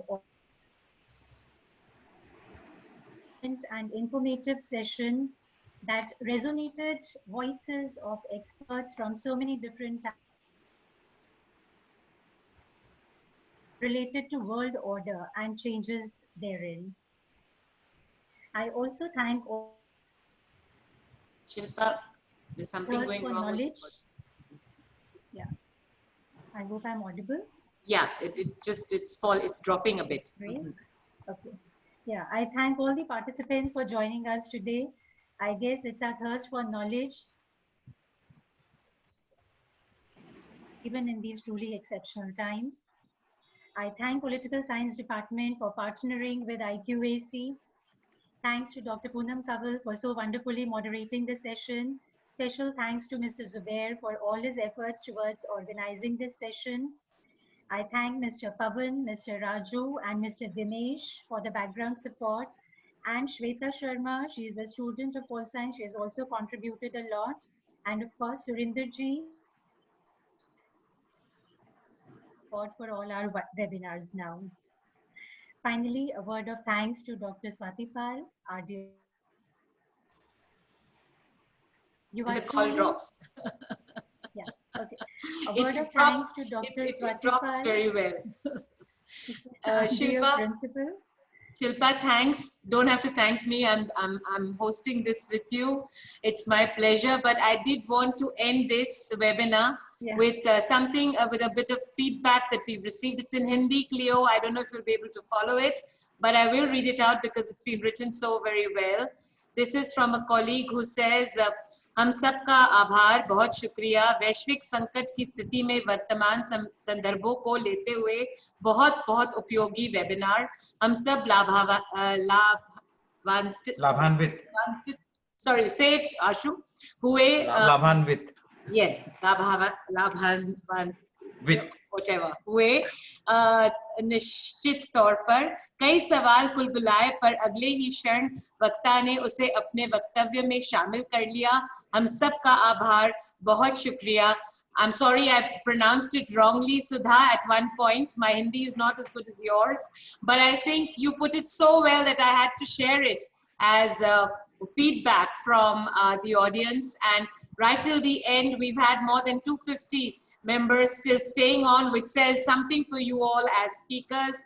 I'm really, really indebted to all the speakers from the bottom of my heart for joining in for this webinar across time zones and for making it so successful. Zubair, thank you so much for, just taking on my word for holding an international webinar. It's been done so well. Thank you, Political Science Department. Thank you, IQAC, and thank you, Mr. Surinder, for your constant tech support. Thank you all speakers. I know you've had a tiring time, 2 hours plus. If you'd like to leave, please go ahead. And for the remaining people in the audience, if there are queries you have, we will stay on for another 5-6 minutes, and you can, you'll all be unmuted and queries will be taken. So speakers, thank you very much. Thank you very much. Cleo, please have a good night's rest, whatever's left of it. Thank you. Thank you. Thank you. Thank you all. Thank you very much. Thank you. Bye-bye. Right, so I think now we have just the members of the audience left. If you have something to ask, please go ahead. And thank you all. It's been really amazing, I think, to such concerted, and I saw a lot of students taking notes. There were many questions which we couldn't ask. I'm sure we can make the email IDs of the speakers available, and you could ask them your questions and they will be answered. And I'll take leave, Political Science Department, IQAC, and carry on with some office work. Thank you. Thank you very much, ma'am. Thanks for the encouragement. Thank you. Bye-bye. Bye-bye. Bye. All those who have not signed the attendance sheet, please log in and sign it. And we'll also be circulating the feedback form to you all. Please fill it up and give us the feedback. This will help us to plan better and do better in the coming days. Thank you very much. Thanks for joining.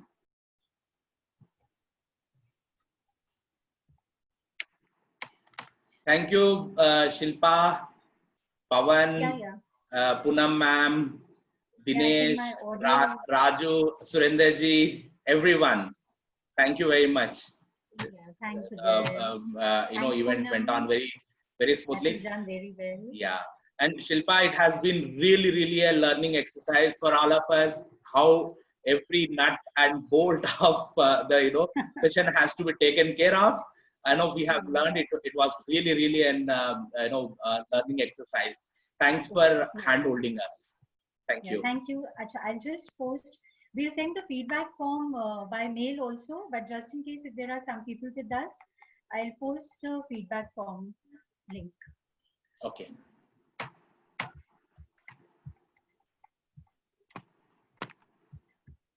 Because if we post the things in between, it just disturbs the flow. Yeah. Yeah, just.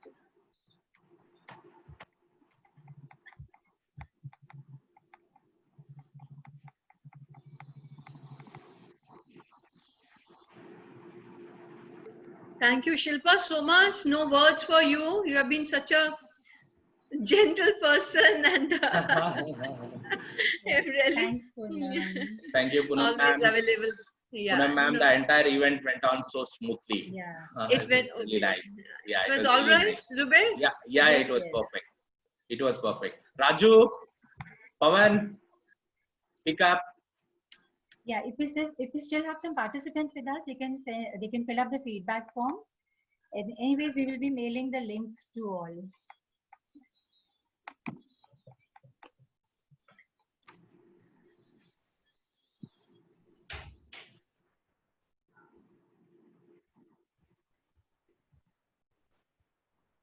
I think I think everyone could fill in the attendance form today. Nobody said that it's not opening.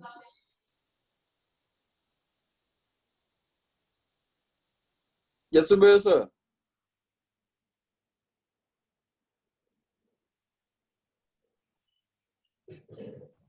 Sorry, Shilpa, I could not fill. I was not able to connect actually. This is Manisha Sinha. Actually, there was some connectivity issue, so I could not fill. Okay. I cannot hear you. You have to unmute yourself. Zubair sir, I have been able. Ma'am, link, ma'am, is Shilpa is sharing it again, or else we'll also be mailing it to you, ma'am. Okay. The attendance, no feedback. Attendance. I'm talking attendance. about attendance. Okay, yeah, okay. Feedback. I think I'm filling. Attendance form. Participants, if you have filled up the attendance form, you may leave. We are still Okay. waiting for all those who could not fill the attendance form. Thank you so We are much. keeping the session open.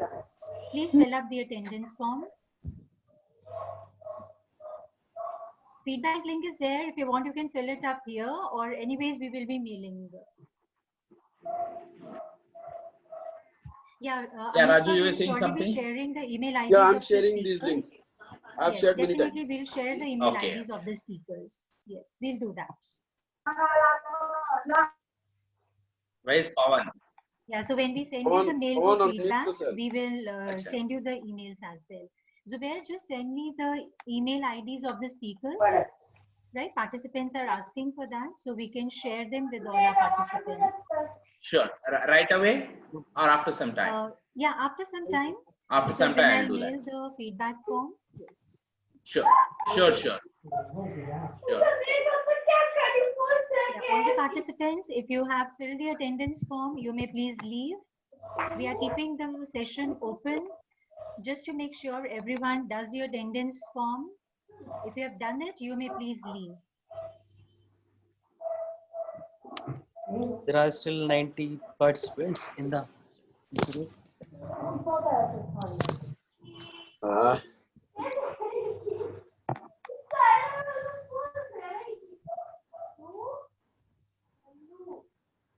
Yeah, so we'll keep the meeting open, Raju, for another maybe 5-7 minutes. Sure, ma'am. Okay. Sure. Sure. Then Okay, we'll sir. end the meeting. I've been sharing the form links if anyone is not able to access them. Let me check the attendance data. I think a lot of students also today participated. I could see one eco-honors student also. Yeah. You What know, was our the GE students and all also have participated because we do teach them UN and the global conflicts, understand politics of globalization. These kind of courses also we teach them. And I did see a lot of our own political science students joining. And it's also related. I don't know why they have created these, compartments of eco and political science. Everything just converges after a point. Yeah, it does. It does. So we all seem to be talking about the same things, but maybe from Multidisciplinarity. slightly different perspectives.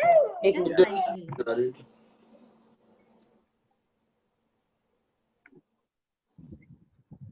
Yeah, participants, if you have filled up the attendance form, you may please leave.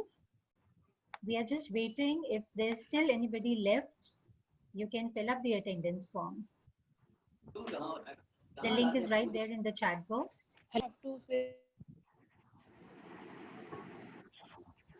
Yes, Pushpa? In attendance. Okay, ma'am. Yeah, I hope you could fill the attendance form.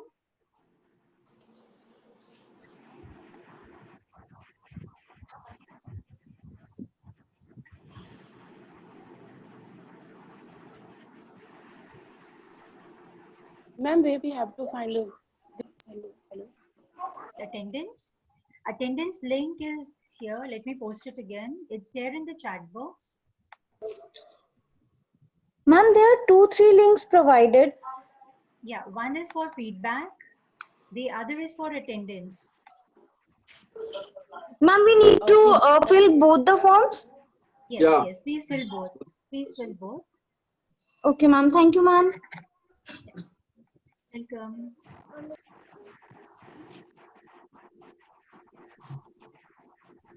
And after, I think by evening we will get the recording of the chat box also.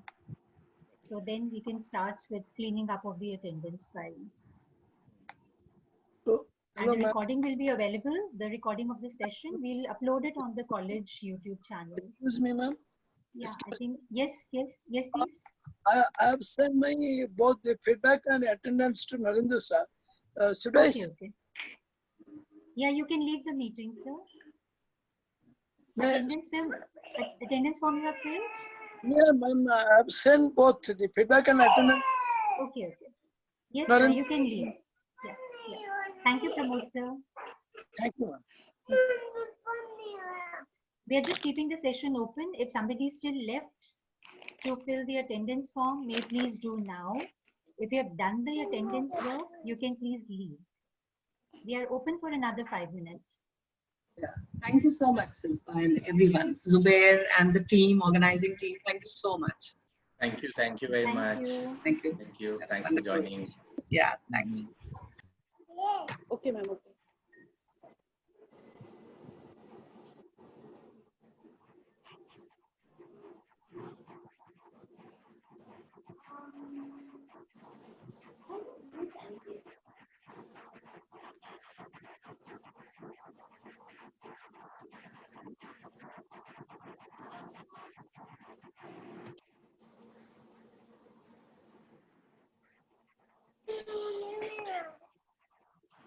I guess we can end the meeting now. I don't think there are any more issues left. Okay. Shall I end? Yes. Raju, yes, sorry, you are doing it. Okay. I hope no issue. Yeah, Thank you everything all. went on really well. Nice. It was really professionally organized. Everything went on so smoothly. Really good. More than 300 students, people, sir. More than 300 people participated. Wow. For entire 2 hours. And I did see a lot of very good questions were there. Actually, they were left out.